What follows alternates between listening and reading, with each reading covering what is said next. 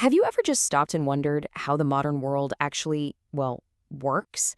I mean, how a million different products just show up exactly where and when you need them? Today, we're going to pull back the curtain on the invisible engine that powers all of it, the supply chain. So let's make this real. Think about the last time you grabbed some late-night fast food. You place your order and boom, a few minutes later, it's ready. All the ingredients were just there. How in the world does that happen day in and day out? Well, companies like Taco Bell are calling themselves AI first now. But what does that actually mean? It's not like they have robots making your food. What it really is a super smart predictive system that makes sure every single ingredient for your Crunchwrap Supreme is ready and waiting, even before you've realized you want one. And that whole system, it's part of a much bigger, much more fundamental business concept. And this is where we get to the heart of that invisible engine. It's a concept so critical that it powers literally every single business, from the biggest tech company on the planet to your favorite local coffee shop.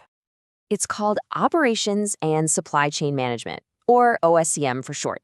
Yeah, I know, that sounds like a total mouthful, but the idea behind it is actually pretty simple. OSCM is basically the master blueprint for getting any product or service from just an idea all the way into your hands. Probably the best way to picture it is like the circulatory system for a business.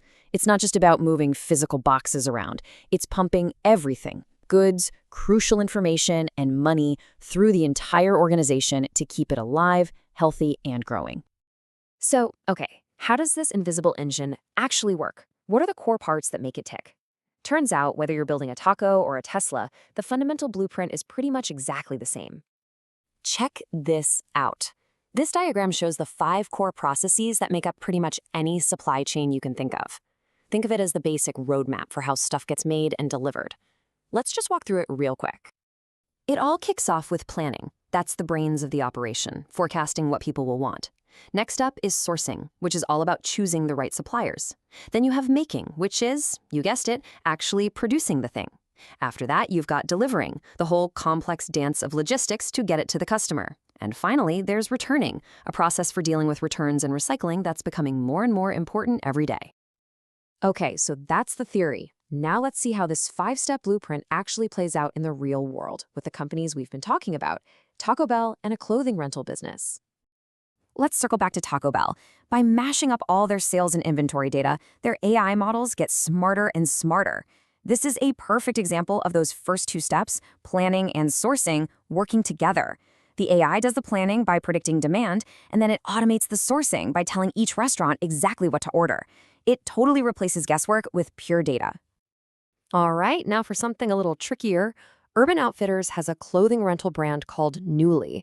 In this case, the supply chain isn't just a simple one-way street. It has to be built to flow in reverse, and that creates a whole new world of challenges. You see, for a business like Nuuly, that 5th box, returning, isn't some afterthought. It's at the very core of their business. They have to manage and pay for getting clothes back from the customer, then clean them, repair them, and ship them back out. It's this huge, complicated reverse logistics puzzle. And here's something that's really important to remember. OSCM manages both physical goods and services. A taco is a good. It's tangible, you can hold it, you can count it.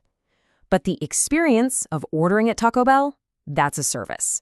It's intangible, and it happens right there in the moment. You can't stick a good customer experience in a warehouse, and managing the supply chain for that is a totally different ballgame. So, we've covered the what and the how. But why? Why do companies pour billions and billions of dollars into perfecting these systems? Well, it really boils down to 2 simple, really powerful ideas.